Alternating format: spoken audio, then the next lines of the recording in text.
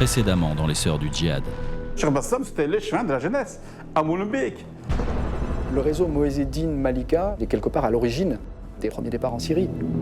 C'est la première fois qu'un tribunal a décrété qu'Internet pouvait être une arme de guerre. Mais on s'est parlé quand? On s'est parlé dès l'année dernière. Est-ce qu'on connaît un Abou Moutana? Non.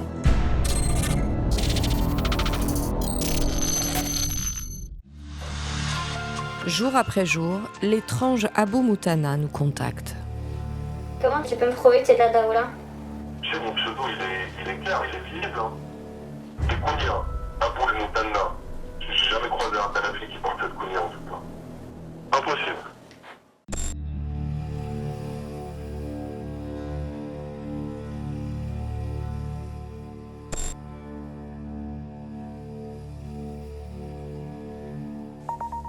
Moi je te dis, Wallah el-Adlim, par celui qui détient mon âme entre ses mains, que tout ce que je t'ai dit était vrai, et que je suis un Mouahid, et que je suis de la Daoula, et que j'ai prêté serment d'allégeance il y a 4 ans de ça, exactement.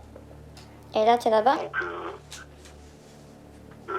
non, du tout, je suis retourné. Je suis en France. Mais pourquoi t'es revenu en France alors? Je peux pas te répondre au téléphone comme ça. Bah... Même si c'est sécurisé et tout ça, je peux pas te répondre. Il est assez paranoïaque pour être vraiment ce qu'il dit, un moudjahid revenu en France en passant à travers les radars. Mohamed Merah lui aussi est passé à travers les radars. En mars 2012, il tue 7 personnes, dont 3 enfants, parce qu'ils étaient juifs. En mai 2014, sa grande sœur Souad passe aussi à travers les radars. Via l'Espagne, elle rejoint la Turquie, Gaziantep, ville frontière avec la Syrie.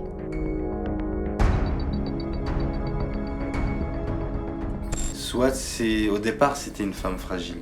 Avec le salafisme, elle est devenue une moudjahidine.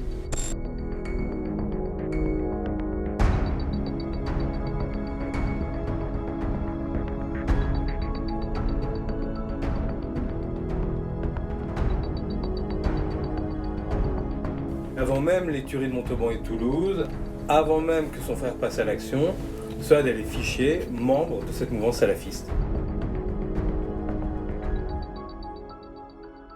Elle a commencé, pourquoi? Parce que son premier mari était tombé pour trafic de stupéfiants en Espagne. Ça l'a un peu déstabilisée, ça l'a rentrée dans une dépression. Elle s'est enfermée sur elle-même. Et à partir de là, le salafisme est venu. Et elle a embrassé cette thèse au fur et à mesure qu'elle trouvait son idéal dedans.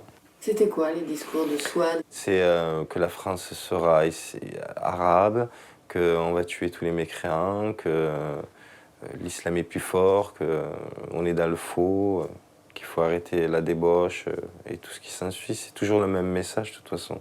C'est la guerre. Mohamed Merah est reclus dans son appartement. Il dit qu'il mourra les armes à la main. Le cadet des Merah est tué lors de l'assaut.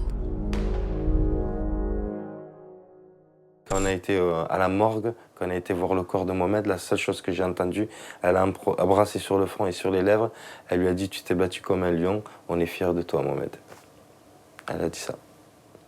Et c'est là, à partir de là, je me suis dit, j'ai vraiment vu le danger de Souad. Souad Merah le sait. L'antiterrorisme l'observe et l'écoute. Elle va pourtant réussir à déjouer les surveillances des services de renseignement français et se volatiliser avec ses 4 enfants. Elle quitte Toulouse, direction Barcelone. Elle s'envole pour la Turquie. Stop à Istanbul, second vol pour Gaziantep, ville frontière avec la Syrie. Les autorités françaises la soupçonnent d'avoir rejoint son mari, lui-même soupçonné d'avoir rallié l'État islamique. Le jour où j'ai appris que Souad est parti avec ses enfants en Syrie, je me suis levé le matin pour aller au travail et j'ai été effondré. Pour vous dire honnêtement, j'ai pleuré en cachette. Et j'ai eu très peur, je me suis dit c'est bon, ça va être des soldats. Souad Merah a toujours déclaré ne pas partager la vision djihadiste de son petit frère. Après son départ, les familles des victimes de Mohamed Merah exigent qu'elle soit retrouvée et réentendue par la justice française.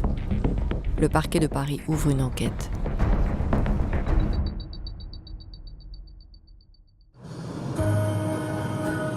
Six mois plus tard, son mari rentre en France.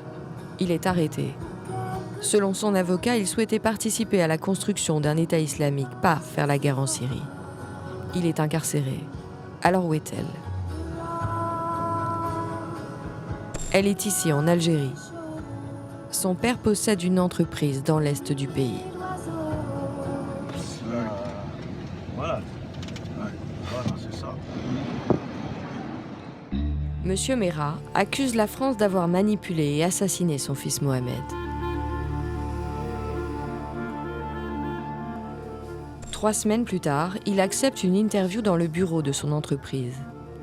Première question, ses enfants et le djihad.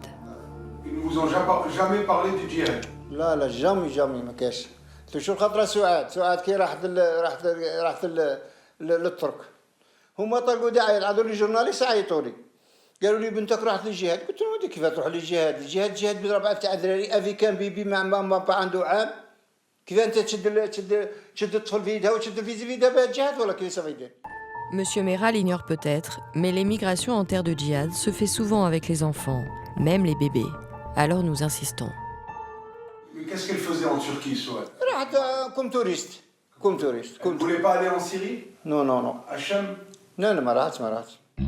Pour faire du tourisme, pourquoi choisir un itinéraire détourné ?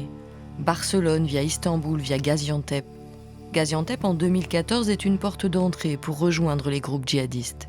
دوك هي تخاف بها تروح كيف راهم ديروها رشاش كان مش دايرين رشاش راهم داروها رشاش وكانت تروح يقبضوها لا اللهم يرضي تريحنا راه لاباس. Mais pour vous, Mohamed n'était pas un djihadiste? Non. محمد خاطي كاع الجهاد هذا كاع كي محمد كي عبد القادر كي سعاد كي عيتي كان والو. Selon le père des Merah, pas de djihad pour Mohamed, Abdelkader et Souad. Mais pour son fils aîné, ce témoignage est une taquilla. La taquilla dans ma famille, c'est la dissimulation à travers dissimuler ses pensées envers l'Occident, ruser, ne jamais montrer sa vraie face.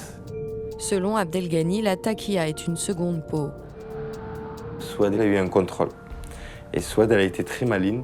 À travers ça, elle a fait semblant de faire un emploi du temps pour ses enfants, des ateliers, qu'elle faisait des cours.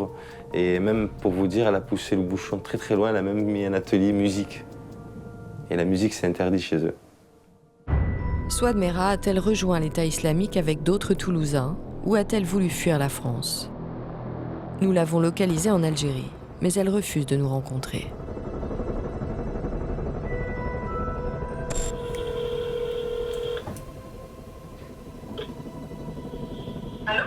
Oui, allô, bonjour, Souad ? Oui. Oui, je voulais vous parler, je vous dérange pas ? Non, mais je sais pas du tout ce qu'il y a avec vous, je sais pas quoi dire, ça m'intéresse pas. Vous comprenez aussi que ça intéresse évidemment les Français. Ça intéresse les Français. Ouais. D'accord. Bon, je vais rapprocher, mais je vais pas vous mettre en pause, donc je vous dis au revoir. Bonne journée, madame. Au revoir. Recherché par les autorités françaises, Souad Merah serait toujours en Algérie. Son frère Abdelghani a fait une marche symbolique Marseille-Paris pour dénoncer l'intégrisme religieux.